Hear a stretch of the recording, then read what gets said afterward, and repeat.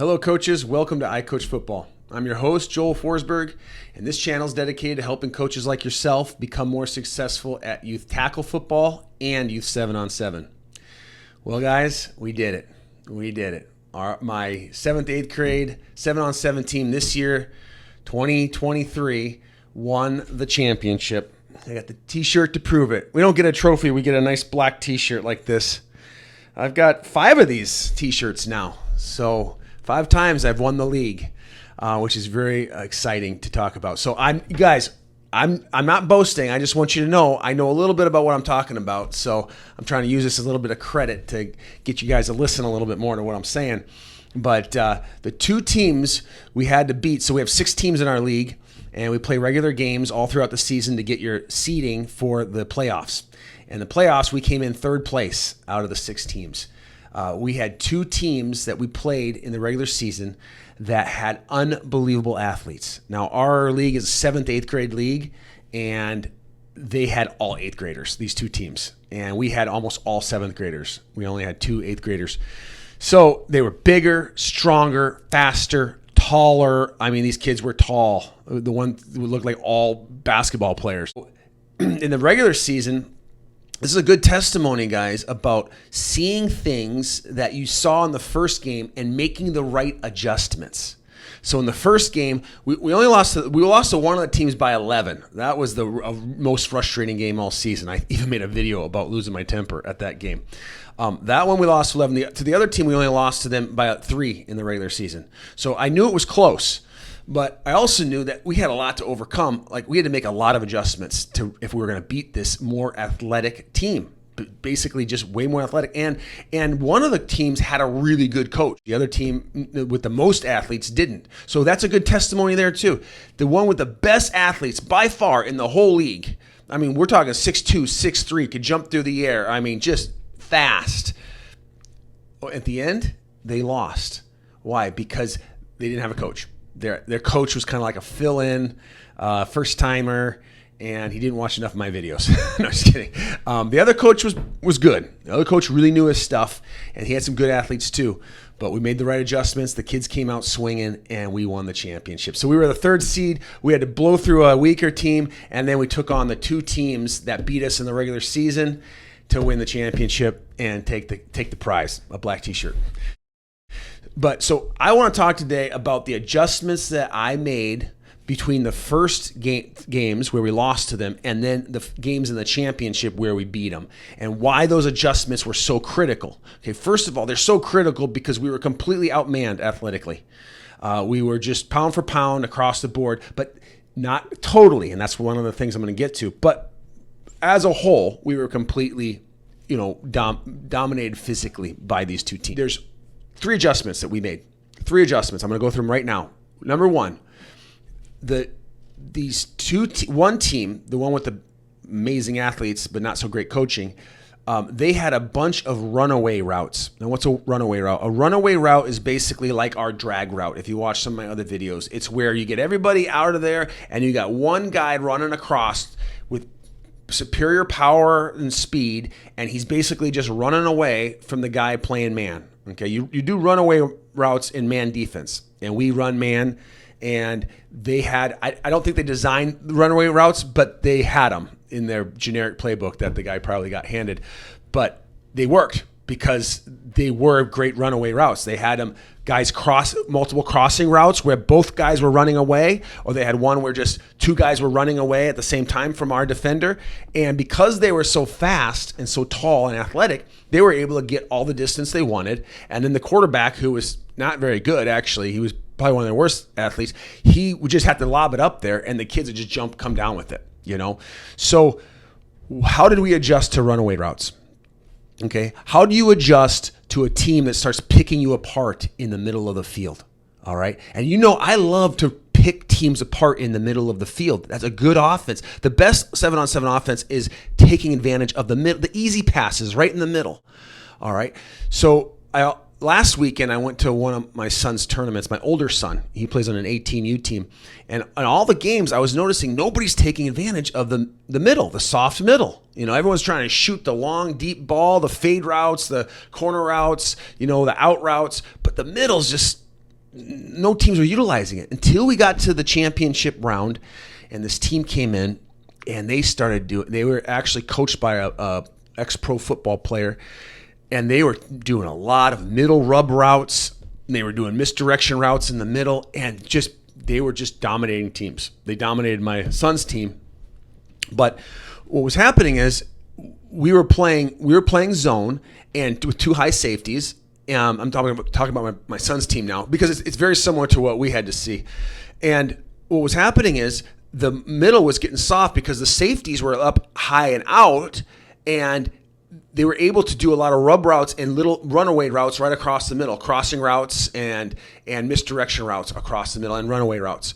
So this team that my son played, they were picking us apart in the middle. Finally, with like a third of the game left, the defensive coach called a robber. Okay, it was too late. But it worked. The robber worked for them for the last third of their game. And it worked for us, my team, in the championship round. Because I saw that this team, somehow they got a playbook that just started doing a lot of rub routes, a lot of crossing routes, and taking advantage of the middle. I said, we got to get a robber down there. So what's a robber? You take your two high safeties, okay? You take your bigger, stronger, probably your strong safety type guy, and you bring him down to the middle, right behind the middle linebacker. But the middle linebacker might be out, if they got trips, he might be out here. So you got one guy sitting in the middle, almost like between where a safety would line up and where a linebacker would line up.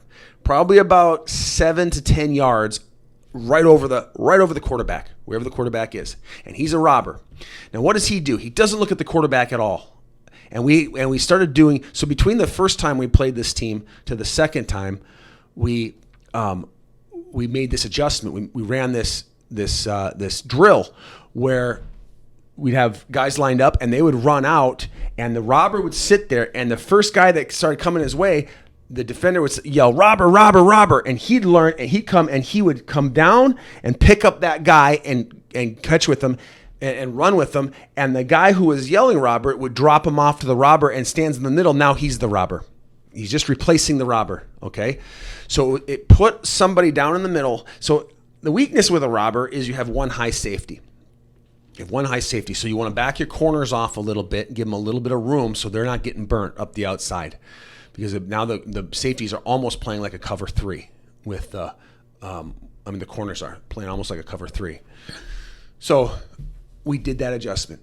We put a robber package in there, and you want to run the robber when it's their first down and their second down. Okay, if it's third down and long, you don't run the robber. If it was like third down and long or something like that, I'd go to cover two tight, and I'd get the cover twos to come up and really split out and play their half of the field. And you also could run cover two tight if it's like third down with short yardage. You can have them go out and they just kind of sit right over the grouping, whether it's if they have twins or trips, they're going to be right over the grouping. But the robber changed some things. What's the second thing? The second thing was we got to figure out where the QB really likes to throw. Okay, now QBs are human, and they get a propensity to look in a certain direction and throw in a certain direction. They just feel comfortable throwing in a direction. And one of the teams we played, the quarterback loved to throw to the same side, to his right side. He just loved it. And so we knew that. So what did we do is we took our strongest defensive players, we put them on our left, his right, and we just started to really shut down their receivers on that side. And it was he threw there so much it became uncomfortable for him to throw to the other side. So we could put some of our weaker players on the other side. All right. The other thing that one of the other quarterbacks did that we played is that he would look where he was going. He hadn't had enough training to look off the ball. So where he was looking, that's where he was throwing, and we knew it. We knew it, and it happened every single time. So what I tell my safeties, where he looks, lock on and run that direction. And that's what they got to do, and that was a little adjustment we noticed and we saw, and it's good to have good assistant coaches to help you notice those things. Another thing is what we really did was started picking on their weaker players on offense. So on offense, while I said these teams were very athletic, both of them had some weakness. Now, the one team had 2 middle linebackers that were like linemen, little linemen that could hardly run. Okay, but they put 2 of them there because when we were beating up with that B option, they thought maybe if they had 2 of them, they could shut down that B option. We'll go watch that video because the B option works. But what we did to adjust to that is we said to our B backs, just run to kind of fade to the side of one of them.